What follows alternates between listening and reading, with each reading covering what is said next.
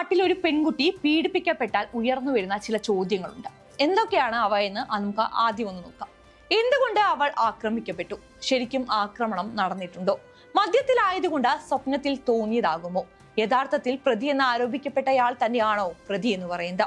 പരാതിക്കാരിക്ക് മുൻപും നുണ പറയുന്ന സ്വഭാവം ഉള്ളവളാണോ? എന്തുകൊണ്ട് അപ്പോൾ തന്നെ പരാതിപ്പെട്ടില്ല?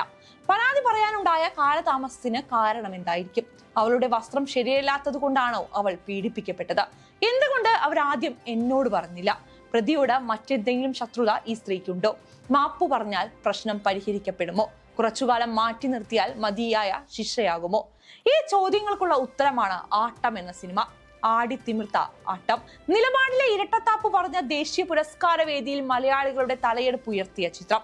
നമ്മുടെ നാട്ടിൽ സ്ത്രീക്ക് നേരെ അതിക്രമം ഉണ്ടാകുമ്പോൾ കൂടെയുള്ള മനുഷ്യരുടെ ഉള്ളിലൂടെ കടന്നു പോകുന്ന ചിന്തകളുടെ നേർക്കാഴ്ചയാണ് ചിത്രം എന്ന് നമുക്ക് വിളിക്കാം. ഏറെ സുരക്ഷിതമെന്ന് കരുതിയിരുന്ന ഒരിടം പെട്ടെന്ന് ഭയപ്പെടുത്തുന്ന, അറപ്പ് തോന്നിക്കുന്ന ഒന്നായി മാറിയാൽ എങ്ങനെയിരിക്കും? ഒറ്റക്കെട്ടെന്ന് വിചാരിച്ചവർ ഞൊടിയിടയിൽ തല്ലിപ്പിരിഞ്ഞാലോ? അനുഭവിക്കുന്നവരുടെ അവസ്ഥ അതിഭീകരം തന്നെയാകുമെന്ന് നമുക്ക് എല്ലാവർക്കും അറിയാം. ഈ ശക്തമായ പ്രമേയത്തെ അതിമനോഹരമായ ഭാഷയിൽ അവതരിപ്പിച്ച ആനന്ദ് ഏകഋഷി സംവിധാനം ചെയ്ത ആട്ടം ഇന്ത്യൻ സിനിമയിലെ തന്നെ മികച്ച രചനകളിൽ ഒന്നായി നമുക്ക് കണക്കാക്കാം. ഇന്നിന്റെ കാലത്ത് നമുക്ക് ചുറ്റുമുള്ള ഒന്നിനെയും വിശ്വസിക്കാനോ ആശ്രയിക്കാനോ കഴിയില്ല എന്നത് നമുക്ക് എല്ലാവർക്കും അറിയാവുന്ന കാര്യമാണ്. എല്ലാവർക്കും അവരവരുടേതായ സ്വാർത്ഥ താല്പര്യങ്ങളുണ്ട് എല്ലാത്തിനും പിന്നിൽ. ഈ സിനിമ കാണിച്ചു തരുന്നതും ഇതൊക്കെ തന്നെയാണ്. ഒരേ സമയം ആട്ടം സ്ത്രീയെയും പുരുഷനെയും പ്രശ്നവൽക്കരിക്കുകയും പ്രത്യക്ഷപ്പെടുത്തുകയും ചെയ്യുന്നുണ്ട് എന്നതാണ് മറ്റൊരു കാര്യം. അവളുടെ ചിരി മനസ്സിലാവാതെ ഞാൻ പറഞ്ഞതിൽ എന്തെങ്കിലും കുഴപ്പമുണ്ടോ എന്ന് ചോദിച്ച് അന്തിച്ചു നിൽക്കുന്ന വിനയ് ഫോർട്ടിന്റെ മുഖം എല്ലാ ആണുങ്ങളും കാണേണ്ട മലയാള സിനിമയിലെ എപ്പിക് സീനാണെന്ന് ഞാൻ പറയും. കൂടെ നിൽക്കുക എന്ന ആണിന്റെ ആട്ടപ്രകാരം പിഴച്ചുപോയത് പോലും തിരിച്ചറിയാനാവാത്ത ആ ആണിൽ നിന്ന് ഏറിയും കുറഞ്ഞും ഞാനും നിങ്ങളും എല്ലാം ഉണ്ടെന്ന് തോന്നുന്നു. അരങ്ങ് എന്ന നാടക ട്രൂപ്പ് 11 പുരുഷന്മാരും ഒരു നായികയുമാണ് ഉള്ളത്. അവൾക്കു നേരെ ഒരു ക്രൈം ഉണ്ടാവുകയാണ്.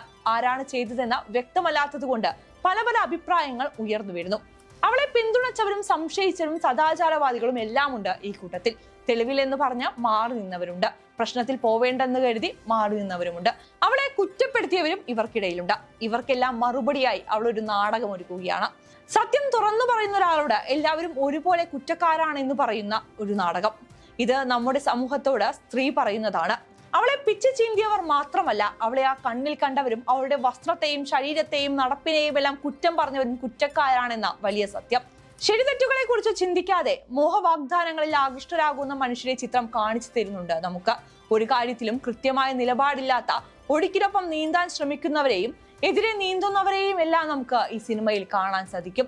എതിരിൽ നിൽക്കുന്ന ഒരാളെ മനസ്സിലാക്കാതെ വിധി പ്രഖ്യാപിക്കുന്നവരെയും നമുക്ക് ഈ ചിത്രത്തിൽ കാണാം. 9 പുതുമുഖങ്ങളുടെ അരങ്ങേറ്റ ചിത്രം കൂടിയാണ് ആട്ടം.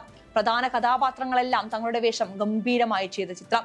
ഗൗരവമേറിയ വിഷയം സംസാരിക്കുമ്പോഴും ഇടയ്ക്ക് നർമ്മമുഹൂർത്തങ്ങൾ ഉൾപ്പെടുത്താനും സംവിധായകൻ ശക്തമായി തന്നെ ശ്രമിച്ചിട്ടുണ്ട് എന്നതാണ് ആട്ടത്തിന്റെ മറ്റൊരു കാതൽ. നമ്മുടെ നാട്ടിലെ എന്നത്തെയും പരാതിയാണ് സ്ത്രീകളെ മാത്രം കേൾക്കുന്നത് എന്നത്.